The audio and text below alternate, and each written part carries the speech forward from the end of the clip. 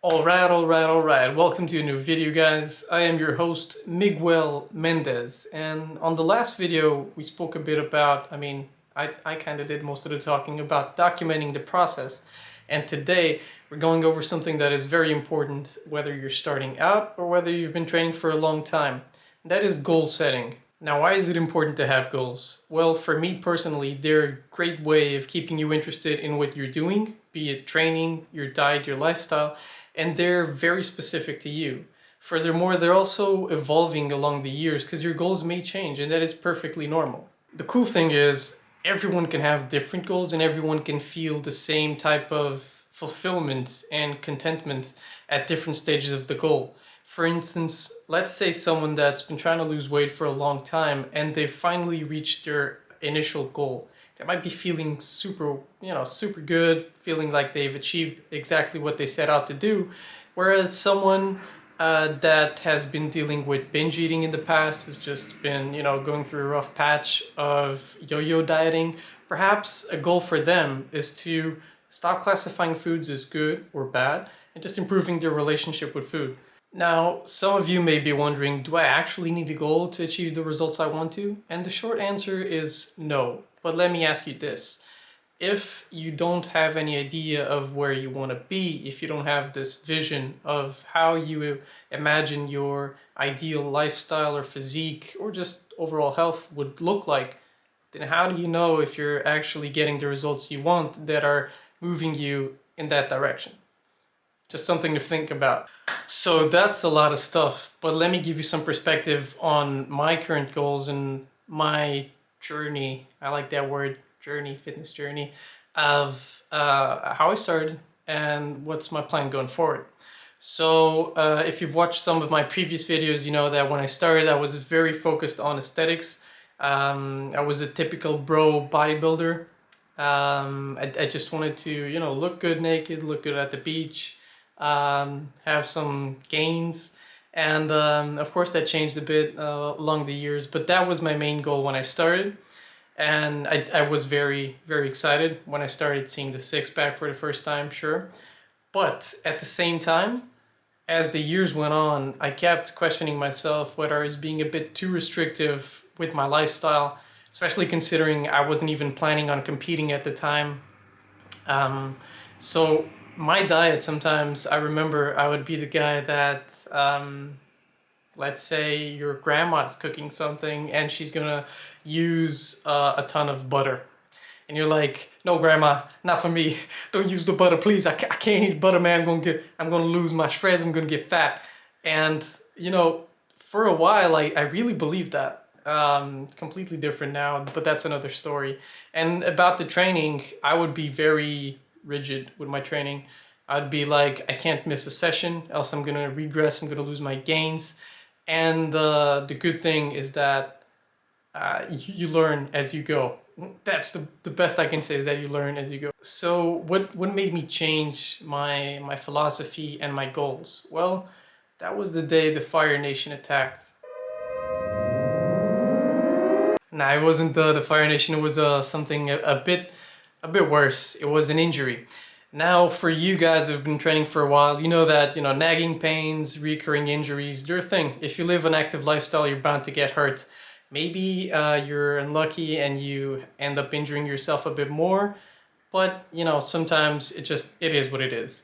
And I've dealt with injuries. I've dealt with shoulder pain, some back pain, the typical things that come and go. But this time, and it was the sciatica that I mentioned on my previous video, in 2019, I went from, feeling like I was in my prime physique in terms of muscularity, feeling good at the time, leanness, everything, to developing this big ass pain that completely stopped me from training for about 6 months. And at the time, it was very hard for me because I felt like I was losing part of my identity, which was so tied with training, looking shredded, dieting. So that was a process of rediscovery, of asking myself, so what are my goals now that I can't do the Brody building? I'm gonna call it Brody building, just go with it. And as some of you guys know, at the time I did a program called Move You, and I had the pleasure of talking with a lot of like-minded individuals that we're all in the same boat. We're all dealing with injuries that were preventing us from pretty much living the lifestyle that we wanted to live. And at the time, there was this recurrent thought in the groups, the Facebook groups, which was, don't focus on what you can't do, focus on what you can do. At the time, I'll be honest, I thought that was a bit of coping mechanism, pretty much, just because at the time it didn't make sense for me. I wanted to lift things, I wanted to put them up, put them down, make some gains, but there was no way I could do that for a little bit. So fast forward a bit, the pain was gone, and I started going back to the gym. But if you had an injury before, or even if you just failed at life at something, you know that when you get back to it, there might be that feeling in the back of your mind like, am I like as good, or maybe something's different? I'll give you, what went through my mind was, I'm scared that I might hurt myself again and I'll be out of the gym for another 6 months. And part of me wanted to get back to the physique that I was. And at the time I lost quite a bit of weight, said Pepe. But that was okay. What I'm trying to say is that even though I was back in the gym, that feeling of being somewhat scared or doubtful of my ability to progress and my ability to not, fuck my shit up. I was living in this kind of limbo where it's like you want to train, you want to push, but at the same time you're scared. And that was the first time in my life that I ever felt like that. And at the time, this sucked balls, like big balls. But it also gave me some time to think about where I was headed, what I wanted to do with my life, and what type of athlete or person, what type of lifestyle I wanted to live. And at the time I was also studying a master's degree, sport and exercise nutrition, and I started applying a lot of the knowledge about nutrition and some research about hypertrophy and strength training into my daily routine, into my practices. And that's how I get the bulcus maximus I showed you on the last video. But at the same time, my focus shifted from aesthetics, from looking as lean and as muscular as possible, year round, to actually caring more about things like, how am I feeling, how's my mood, how's my sleep quality, am I sleeping well, how's my body recovering from the stress, not just the training but also daily stress. At the time I was working a part-time job, the full-time masters, and still going to salsa lessons. And that took quite a toll. So my focus shifted from just purely aesthetics and the physique to more of a health perspective, which is exactly things that a lot of us care about but sometimes don't even think about it, which is just feeling good, performing well, recovering well, and being able to live the lifestyle that we want to. And so part of my training actually shifted from just hypertrophy, and I started including a bit more of other things like mobility. Mobility work isn't super fun, but it's good for you. And strength training. And I was focusing a lot more on performance and overall health. So fast forward to 2021, and I think this is where I'm starting to pick up momentum and things are getting interesting. And I'm talking about the training, the diet, everything. So for the past 2 years, like I said, my motivation was a bit different. So what kept me going to the gym was mostly the discipline that I cultivated over the years. So there were a lot of sessions where I was like, I don't want to do this that much, but I would still go and I would still feel pretty good about myself. But now that fire, it's coming back again. That I'd say 2021 is where I'm getting my mojo back, mostly because I'm not as worried about aesthetics. I'm taking my time with my progress, and I'm actually doing my best to enjoy that it's more of a marathon than it's a sprint. It's something that I want to keep doing for the rest of my life. I want to keep lifting, I want to be active, and I want to feel good. So right now I'm training about 6 times a week, which is a bit more than I used to. I used to train 4 to 5 times a week, but I wanted to try a different routine, so a push-pull legs routine.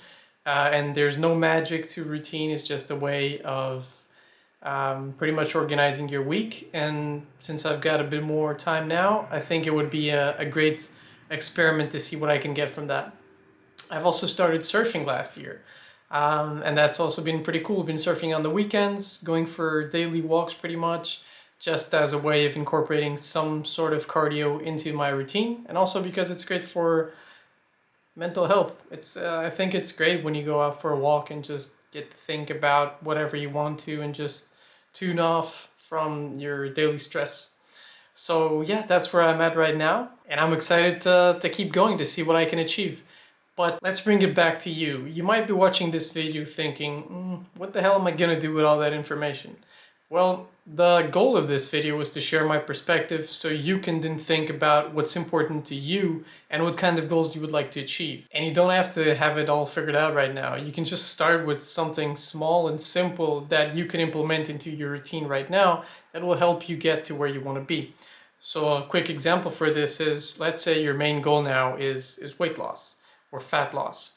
Then maybe starting to go for 1, 2, 3 walks a week. That's a great starting point, and then you can build up from there. And like I said earlier in the video, goals and progress can come in many shape and forms. Besides the physical aspect of things, just having foods in your diet and not feeling guilty when you have them, when you enjoy foods that you actually like, even though they might be, quote unquote, less healthy, then that's a win in my book as well. Because let's not forget that I love this quote from, I think, Jordan Side. He says, 10 or 20 years from now, you won't give a shit about your weight. You will worry about your relationship with food. And imagine stressing about what you're eating for the rest of your life.